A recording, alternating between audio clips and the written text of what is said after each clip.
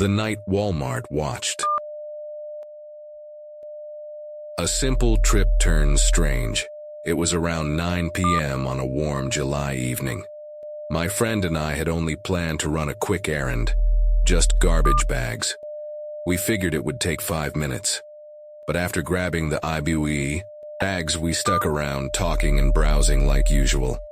That's when I noticed my friend acting odd. Her body language had changed. Leaning in close, she whispered, "Do you see that guy?" I glanced around but didn't catch anything unusual. I brushed it off, thinking she was just being paranoid. I wish I had taken it more seriously. Silent stalkers. After checking out, we walked toward our car. That's when we saw him again, the man from inside. But now, he wasn't alone. A few other guys were with him, loitering by a nearby vehicle.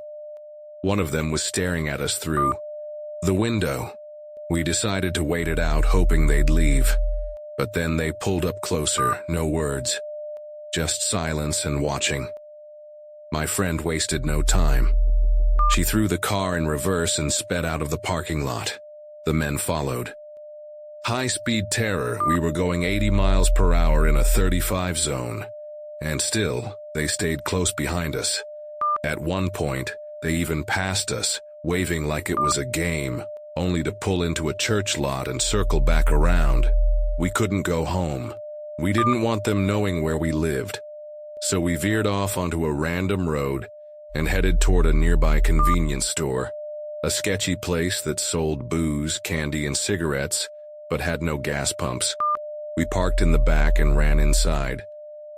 Hiding in the store, there was a worker outside who saw us run up in a panic.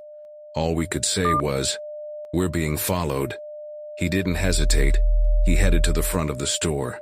Inside, my friend hid behind the deli station while I ducked behind a shelf near the alcohol. A woman at the deli counter saw us but said nothing.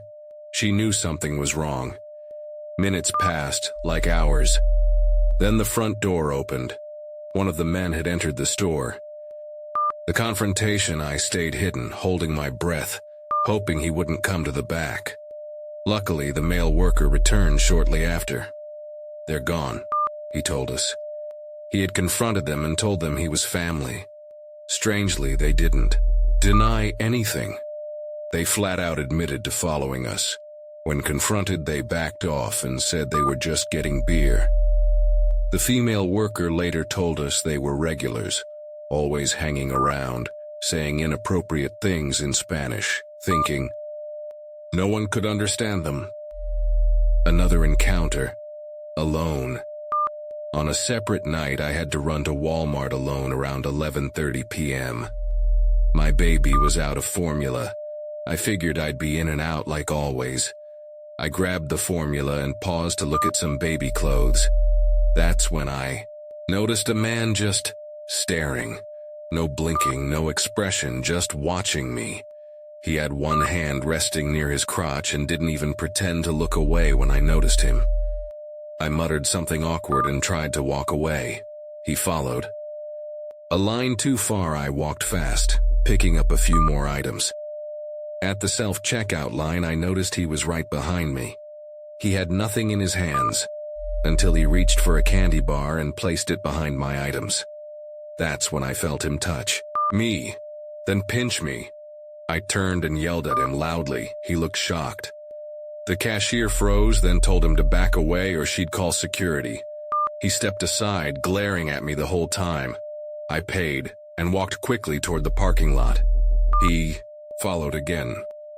Escape and impact, I bolted for my car, unlocked it on the run, and leapt into the driver's seat. Just as I threw it into reverse, he slammed against the hood, screaming something I couldn't understand. I didn't care. I hit the gas. He flew off the car as I sped away. I didn't stop driving until I got home, still shaking, still terrified. Later I learned that I wasn't the only one. Another girl, 16, same store, a different man. He followed her too, until a kind stranger pretended to be her boyfriend and scared him off.